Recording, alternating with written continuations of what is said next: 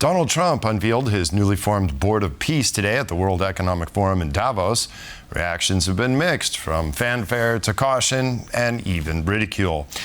But fears that the new organization was an attempt to replace the United Nations may have been extinguished by Donald Trump himself, saying that they would work alongside the United Nations. Now, the big question's, what role will the Board of Peace take in global affairs, and how effective will it be? To discuss, I'm now joined by former Defense Minister of Slovakia, Martin Sklenár. Hello, Martin. Great to see you. Thanks for coming on. Good evening, and it's a pleasure to be here with you. Yes. Now, it seems that Central and Eastern Europe might be more eager to join than those who have already refused, like France, the UK, and Germany. Hungary has already joined. Warsaw is going through the motions, the process of due diligence and ratification. How do you see this new Board of Peace in Europe? Could this cause divisions in the EU? It certainly can be a representation of the different approaches that countries take when it comes to the United States and its president Donald Trump, because also the Board of Peace is something that very much goes in the vein of President Trump's way of doing business. It's not completely clear what it is and what it stands for and what will be its objectives. And also the setup of the organization or the initiative, and then also the membership, seem to raise questions and put countries in front of difficult decisions that they have to make based on their values and their usual approaches to international affairs, foreign affairs. So it's certainly something that can add to manifest the differences in countries when it comes to relationship with the United States, and also to their intensifying the internal political experience or internal political objectives that some of the representatives have in those countries. Well, since here in Central and Eastern Europe, this region is very dependent on the United States as an ally for security, would you say that excuse me, I can't see quite. Would you say that this is going to be a major difference between what happens in this part of Europe as compared to what happens, say, in other parts of Europe?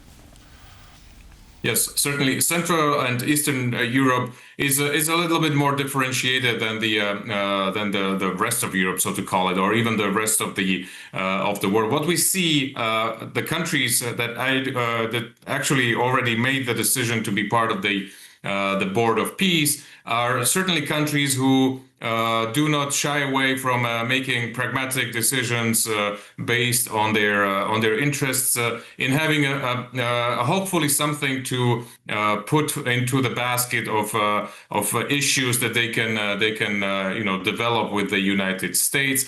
They care less about what it's going to be. They care more about that it's going to be led by the United States and chaired by Donald Trump for the foreseeable time, or maybe even forever. So this is the kind of incentives that these countries have in their decision making. Other countries make their decisions based on trying to pursue value-based principles and policy decisions, which makes it a little bit more difficult, or a lot more difficult for them to accept an invitation to be part on the board, simply because they're it's coming from the United States, which is already not really at the level of reliability that we are used to, and there are other countries joining this initiative and the organization, which for some countries are certainly showstoppers in whatever decision that they would need to make. For example, the participation of Belarus or other countries in this is especially for Ukraine, but also for other European countries, something that they cannot really look past. And in the Central and Eastern European reality, you have some some of the differences between countries, where you will see and you can expect how these countries will react, either based, as I say, on their values or on the pragmatic approach towards a relationship with the U.S. and what can they actually invest into the relationship in terms of political capital, because it will not be easy to be on this board for Central European countries. Right. I imagine that Vladimir Putin being on this board and Lukashenko, as you mentioned, that for some countries it would be an absolute non-starter.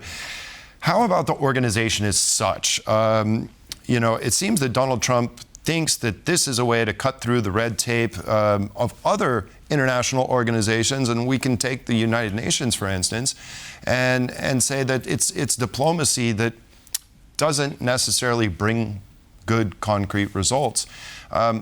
The way that we're looking at this right now, with 60 countries invited, some will join, some will not, is this a way to cut through some of that diplomatic red tape that we see in international relations? Well, that's certainly not clear, I mean, to say the least. And even if you have all the countries, 60 countries joining, that would be tremendous, but that's not expected. It's not going to be an overwhelming majority, so it's not going to be creating the critical mass of solving some of the, or as it is portrayed now, solving some of the crises in the world, because the mandate has grown so much now compared to what the UN has actually adopted in November to begin with. I mean, the board was established as part of a decision by the UN, but very much related to Gaza. And now, as it is growing, it is not clear how the countries that are actually getting on the board can contribute towards solving those issues. If you take Ukraine, I mean, if you have a board of peace, where you have the US, Russia, but not Ukraine or most of the European countries, I mean, it's certainly not the platform that will be able to deliver either a solution or even progress in a possible negotiation. So it remains very questionable how it will operate. What it looks like is that the motivation of many of the countries who are joining is be there for the 3 years that you can get the membership for free. You don't have to pay the $1 billion as a membership fee. And then after the 3 years, when there is no clarity yet on whether Donald Trump will still be in office, then they can make a decision about whether they will remain on the board or they will basically just withdraw from the membership, because it will have no political and pragmatic impact for them. Right, which seems like a good offer. It's like a free trial. You can go ahead and try the service for a little while, and if you're not happy with it, well, I guess you can cancel your subscription. Martin Sklenár, the idea is that the service should deliver at least some substance, and we will have to see whether that will be the case for this. Certainly. Well, Martin Sklenár, former Defense Minister of Slovakia, thank you so much for joining us on World News Tonight. Appreciate it. Thank you very much. And that concludes this edition of World News Tonight. Thank you for joining us. Have a great evening, and we'll see you next time. Goodbye.